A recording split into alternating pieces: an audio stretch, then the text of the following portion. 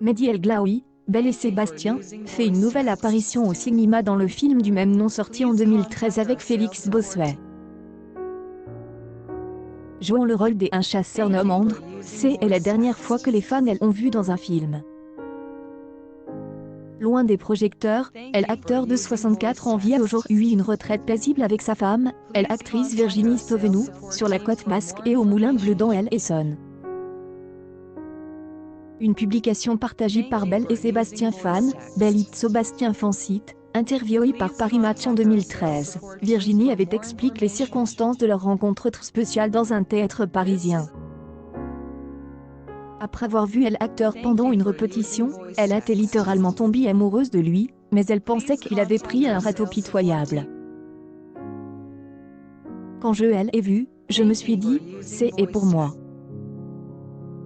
Je suis donc allée lui parler, et j'y pense qu'il avait pris un râteau. Heureusement, ma commode a pu le réparer, a-t-il révélé.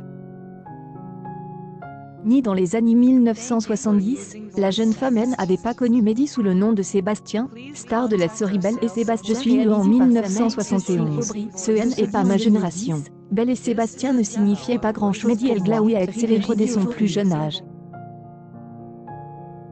Il a commencé sa carrière à l'âge de 5 ans dans la série télévisée Polly, également réalisée par sa mère, avant de se faire un nom dans la série Belle et Sébastien.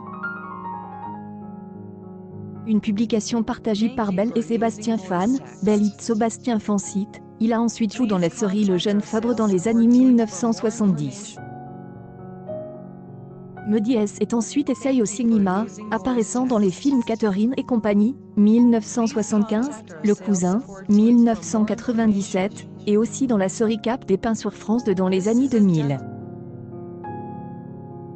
En 2008, il a joué au théâtre dans La Pièce 1.c et tout. Mise en scène par Laurent Baffy.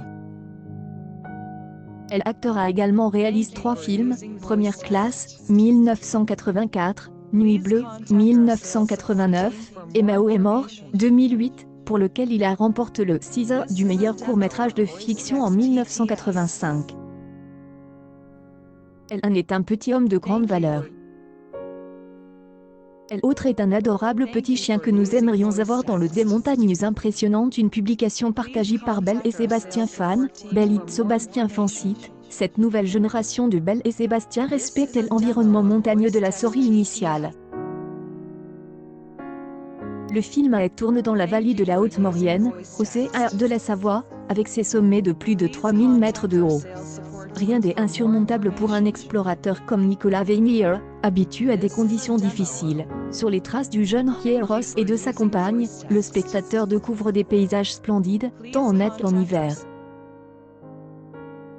Cette production familiale offre une bouffée d'air frais en pleine période de restriction, un vrai moment d'évasion qui fait du bien. Un petit chien irrésistible, Sébastien, joué par Félix Bossuet, 7 ans, choisi parmi 2400 enfants, dit évidemment Belle.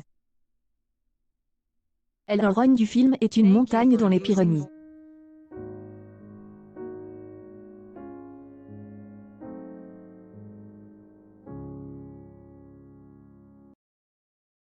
Un chien de berger blanc immaculé que nous aimerions caresser et tenir dans ses bras.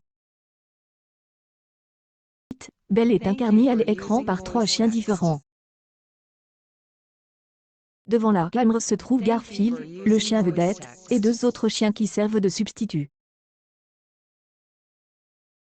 Chacun d'eux avait des personnages spécifiques pour jouer des scènes plus ou moins dynamiques ou calmes. Mais quand nous voyons un gros plan du chien, c'est toujours Garfield, dit le réalisateur. Une chose est sûre, Belle est si belle qu'elle fait craquer petit et grand. News People. Belle et Sébastien, que devient Mehdi El Glaoui l'acteur?